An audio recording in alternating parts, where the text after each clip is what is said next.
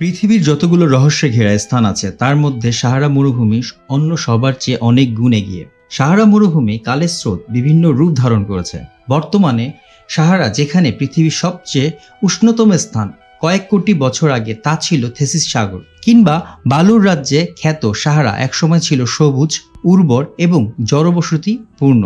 আফ্রিকার দক্ষিণ অংশ থেকে আদিমানব এখান দিয়েই রওনা হয়েছিল ইউরোপের উদ্দেশ্যে। যুগ যুগ ধরে গবেষণা চলতে থাকলেও রহস্য জট পুরোপুরি খুলেনি। অবাক করা সব তথ্য দিয়ে গোলকধাঁধায় ফেলেছে মানুষকে।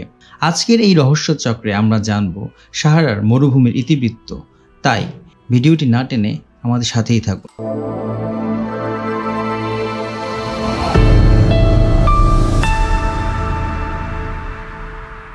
আফ্রিকার 12টি দেশের সীমানা জুড়ে সাহারা মরুভূমি।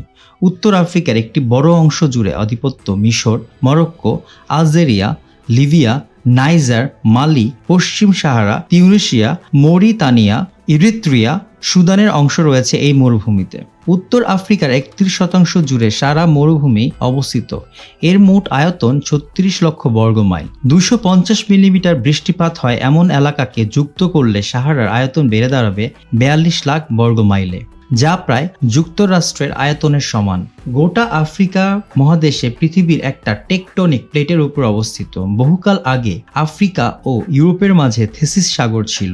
ধারণা করা হয় 4 কোটি বছর আগে টেকটনিক প্লেটের গতির ফলে থেসিস সাগর উত্তরে দিকে সরে যায় এবং আফ্রিকা আর ইউরোপ একসাথে মিলে যায়। ফলশ্রুতিতে আফ্রিকার উত্তর অংশ সংকুচিত হয় এবং সমুদ্র পৃষ্ঠ থেকে অনেক উপরে উঠে যায়। এরপর এই এলাকা ধীরে ধীরে পানি শূন্য হয়ে যায়। জার্মানির এক গবেষকের 40 বছরের গবেষণা থেকে উঠে আসে 4 থেকে 12 হাজার বছর আগে সাহারা ছিল সবুজ ও উর্বর। প্রতি 20,000 বছর পর পর সাহারা মরুভূমি জলভূমি থেকে তৃণভূমিতে পরিণত হয়। এর ফলে পৃথিবীর মৌসুমী বায়ুর গতিপথ পরিবর্তিত হয়। সাহারা মরুভূমিতে প্রচুর বৃষ্টিপাত হয়, ফলে এই অঞ্চলে প্রচুর গাছপালা জন্মায় এবং মনুষ্যকুলের অনুকূলে চলে আসে। ধারণা করা হচ্ছে আগামী 15 বছর পর সাহারা আবার সবুজ হয়ে উঠবে।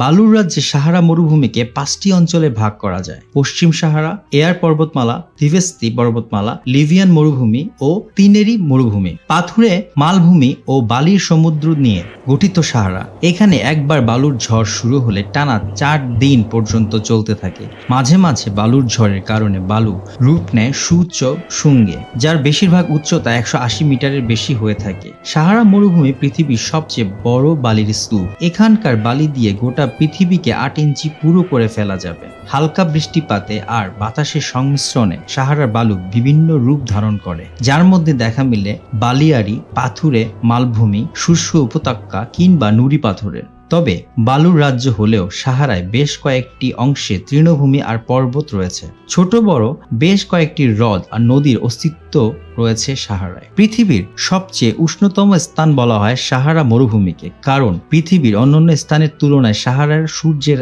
স্থায়িত্ব অনেক বেশি। মরুভূমির বেশিরভাগ অংশ 82% অধিক সূর্য রশ্মি পেয়ে থাকে, আর সাহারা পূর্বাঞ্চলে বছরে প্রায় 91% বা 4000 ঘন্টা সূর্য রশ্মির মধ্যে থাকে। এছাড়া প্রয়োজনের তুলনায় কম গাছপালা, স্বল্প বৃষ্টিপাতের কারণে এখানকার উষ্ণতার পরিমাণ বেশি। গ্রীষ্মকালে 38 ডিগ্রি থেকে 40 ডিগ্রি সেলসিয়াস তাপমাত্রায় অসহনীয় হয়ে পড়ে সাহারায়। তবে গা পুড়ে যাওয়ার মতো তাপমাত্রা পৌঁছেছিল। আলজেরিয়ান মরুভূমির বউ বার্নস শহরের 47 ডিগ্রি সেলসিয়াস রেকর্ড করা হয়েছিল। বালুর তাপমাত্রা পরখ করতে গিয়ে চক্ষু ছানা বড়া। সুদানের বালুর সর্বোচ্চ তাপমাত্রা রেকর্ড করা হয়েছিল 83.5 ডিগ্রি সেলসিয়াস বা 182.3 ফরেনহাইট। সাহারা মরুভূমি উদ্ভিদ জগতের প্রায় 2800 প্রজাতির বৃক্ষ রয়েছে। এখানকার 1/4 উদ্ভিদ স্থানীয়, যা পৃথিবীর আর কোথাও দেখা যায় না।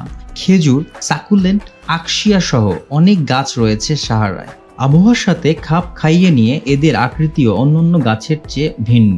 বালুঝড় কিংবা তীব্র বাতাসের হাত থেকে রক্ষা পেতে গাছের আকার ছোট। শুষ্ক মৌসুমে পানি ধরে রাখার জন্য স্থূলকায় কাণ্ড এবং সহজে পানির সন্ধান পেতে মাটির নিচে রয়েছে প্রশস্ত মূল।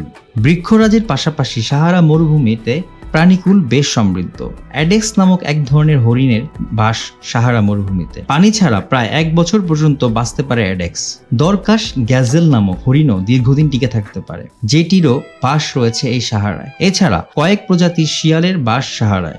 মালি, নাইজার, তোগো, আলজেরিয়ার অঞ্চলে সাহারান চিতা বাস করে। বিভিন্ন সরীসৃপ প্রজাতির প্রাণী দেখা মিলে এখানে। মৌরতানিয়া এবং এনেদি মালভূমিতে ছোট প্রজাতির কুমির বাস করে। অত্যন্ত বিপজ্জনক ডেড স্টার বিছার বাসও এখানে। 10 সেন্টিমিটার পর্যন্ত এই বিছার বিষে অধিক পরিমাণে এজিটক্সিন ও সাইলাটক্সিন রয়েছে। পূর্ণবয়স্ক একজন মানুষকে মেরে ফেলতে ডেড স্টারের এক দংশনই যথেষ্ট। বৈশ্বিক জলবায়ু পরিবর্তনের ফলে সাহারার অংশ বেড়ে চলেছে। বৈজ্ঞানিক গবেষণায় পাওয়া গেছে বিগত 100 বছরে সাহারার 10% বৃদ্ধি পেয়েছে। গ্লোবাল ওয়ার্মিং এর কারণে বৃদ্ধি পেয়েছে খরা আর বৃষ্টিপাতের হার কমে যাওয়ায় সাহারা মরুভূমিতে আয়তন বেড়ে চলেছে। প্রাকৃতিক দুর্যোগের সাথে যুক্ত হয়েছে সাহারার বেখেয়ালি আচরণ। এমন চলতে থাকলে অদূর ভবিষ্যতে সাহারার ঘনত্ব বৃদ্ধি পাবে, মানুষের জন্য হয়ে যাবে হুমকি স্বরূপ।